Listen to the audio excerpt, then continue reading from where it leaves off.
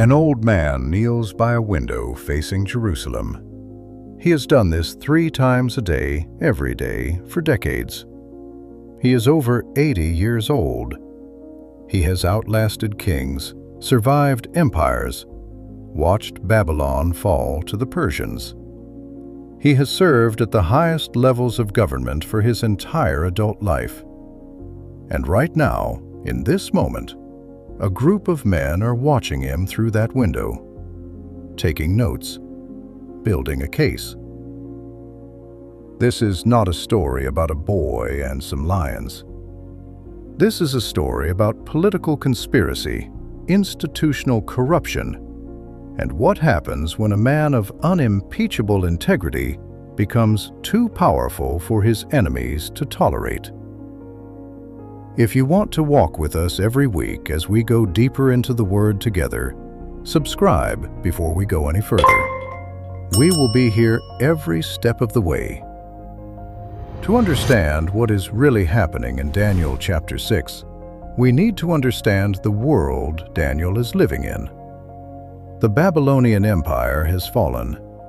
The Medes and Persians, under Cyrus the Great, have conquered the greatest empire in the ancient world. A new administration has taken over Babylon, and at the center of that new administration, somehow, is a Jewish exile named Daniel. Daniel had been taken from Jerusalem as a young man, probably a teenager, when Nebuchadnezzar conquered Judah and deported its best and brightest to Babylon. That was decades ago. Through the reign of Nebuchadnezzar, through the brief reign of Belshazzar, and now into the Persian period under a ruler the Bible calls Darius the Mede, Daniel has served, not just survived, served at the highest levels. The new ruler, Darius, organizes the kingdom into 120 provinces, each overseen by a satrap, and places 3 chief administrators over all of them. Daniel is one of the 3. And then the text tells us something remarkable. Daniel distinguished himself above the other administrators and satraps by his exceptional qualities, and the king planned to set him over the whole kingdom. Think about what that means. A Jewish exile, a captive from a conquered nation, a man with no political allies in the new regime, is about to be appointed to the most powerful administrative position in the Persian Empire. That is not just impressive. To the other administrators, that is a threat. So they look for something to use against him. They investigate his official conduct. They go through his decisions, his record, his financial dealings, and they find nothing. The text is explicit. They could find no corruption in him, because he was trustworthy and neither corrupt nor negligent. No corruption, no negligence, not even a technicality. And that is when the conspiracy shifts from investigation to fabrication. The conspirators realize they cannot find anything wrong with how Daniel does his job. So they change the target. They decide the only way to bring him down is through his faith. They know he prays. They know he prays toward Jerusalem 3 times a day. They know he has done this his whole life and will not stop. So they design a trap around the one thing they know Daniel will never compromise on. They go to Darius as a group.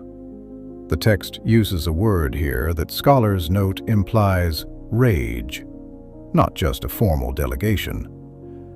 These men are not making a polite suggestion. They are working in coordination, driven by jealousy and urgency. And they lie to the king. They tell Darius that all the royal administrators, prefects, satraps, advisors, and governors have agreed that he should issue a new decree. Daniel was not consulted.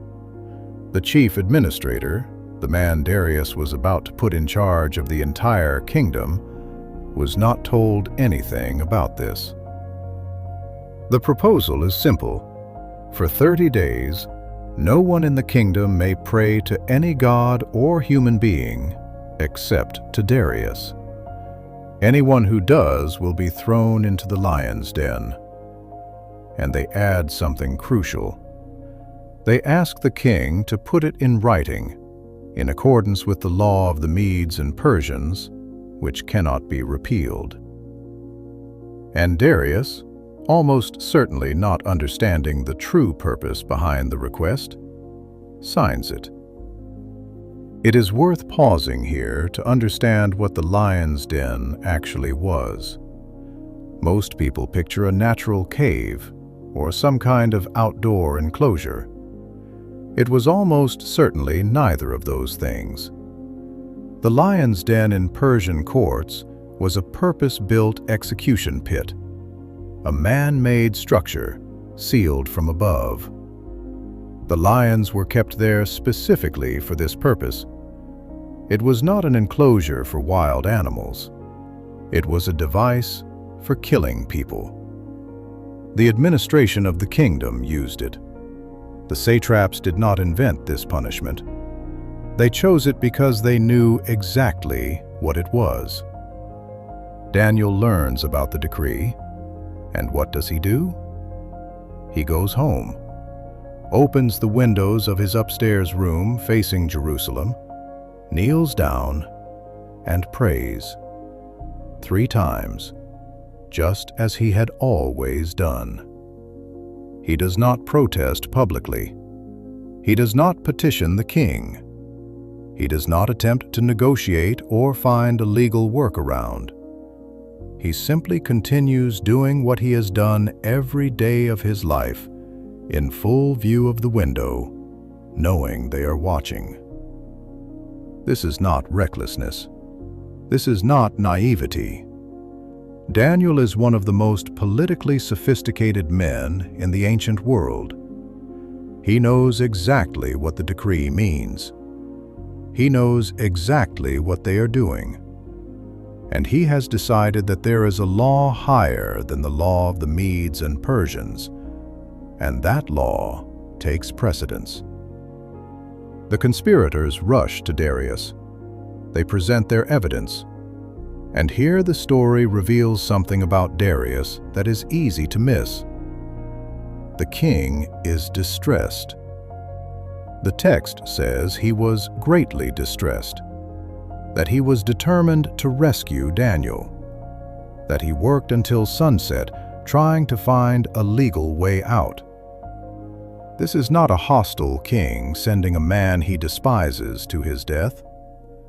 This is a man who genuinely values Daniel, who has just realized he has been used, who is trapped by a law he signed without understanding its true purpose.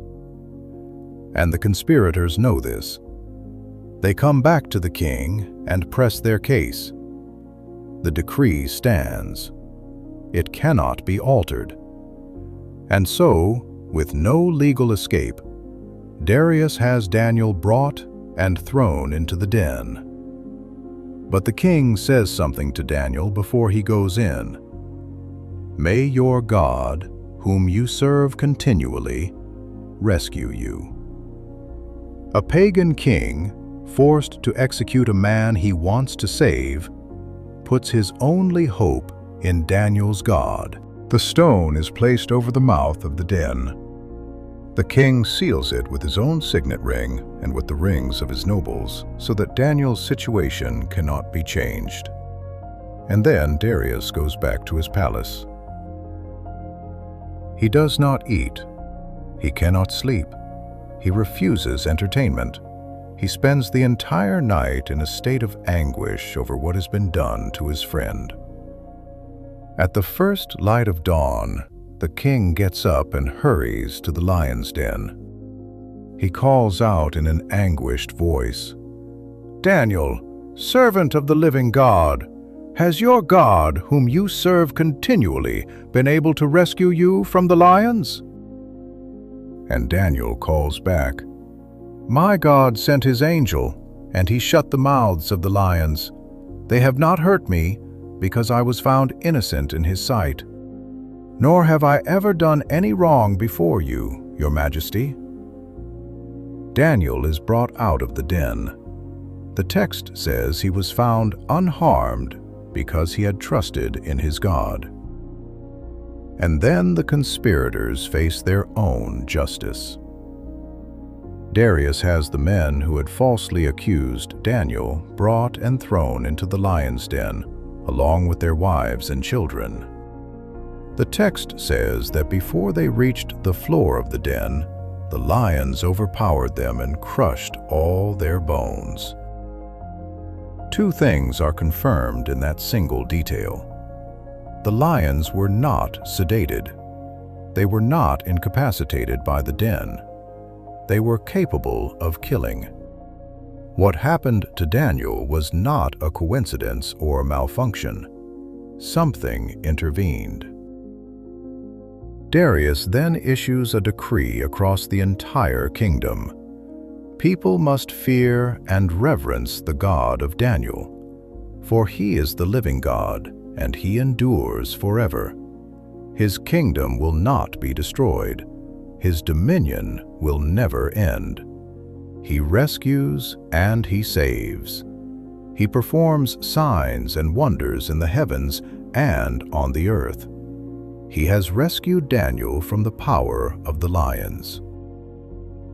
Now here is where we need to pull back and look at what this story is doing in the Bible.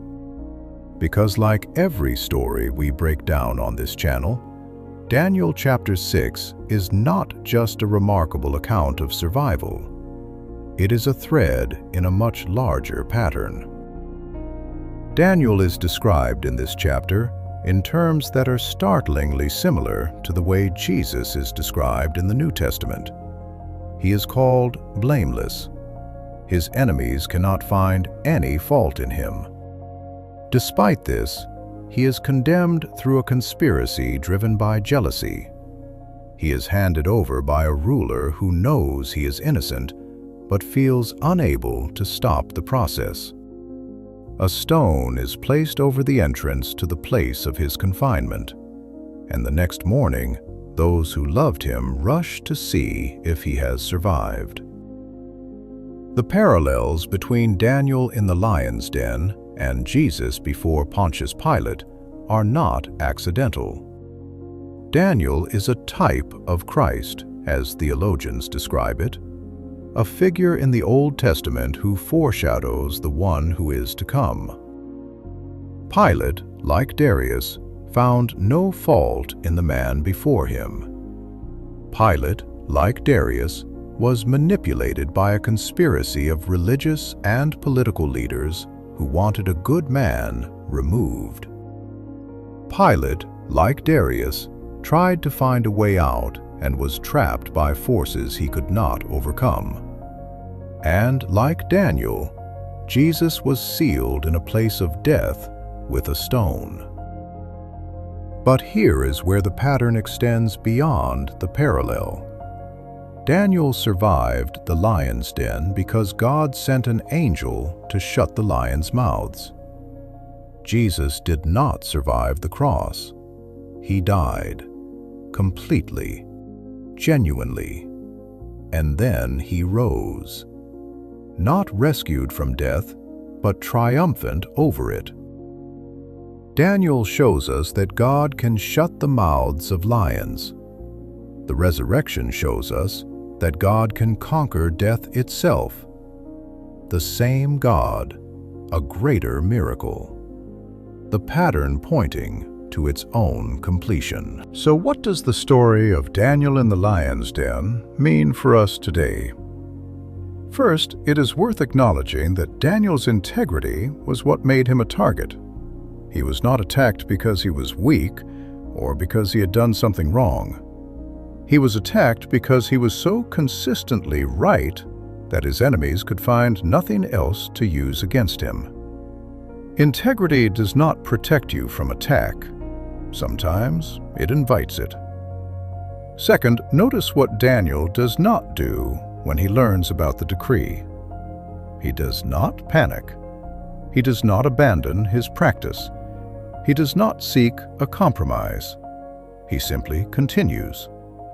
3 times a day, facing Jerusalem, as he had always done. The consistency of his faith across decades, in private and in public, in prosperity and in danger, is precisely what his enemies tried to weaponize against him. And it is precisely what God honored. Third, look at the king. Darius is not a villain in this story. He is a man of genuine power who discovers, too late, that he has been used. His anguish through the night, his rush to the den at dawn, his cries in the darkness asking whether Daniel's God had saved him, these are among the most human moments in the entire book of Daniel. And the God who answered Daniel also answered Darius. The pagan king who could not save his friend was the one who got to deliver the news that his friend had been saved. And finally, the lion's den itself. The conspirators designed it as the perfect trap, inescapable, final. They had chosen the most brutal method available, sealed it with the authority of the kingdom, and watched it close over Daniel. And God walked into their perfect trap and made it his stage.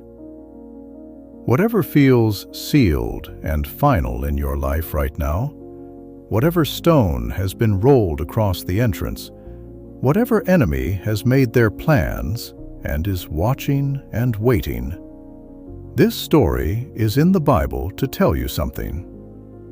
The God who shut the mouths of lions and opened an empty tomb does not regard your situation as beyond his reach. Before you go, drop a comment below. Tell us, where in your life are you hoping Christ will guide you? It does not matter how impossible it feels. Write it down. This community will see it and stand with you. If this breakdown opened up Daniel for you in a new way, share it with someone who needs to hear it. And subscribe. Every week, we go deeper into the Word together. Subscribe, and let's walk this path together.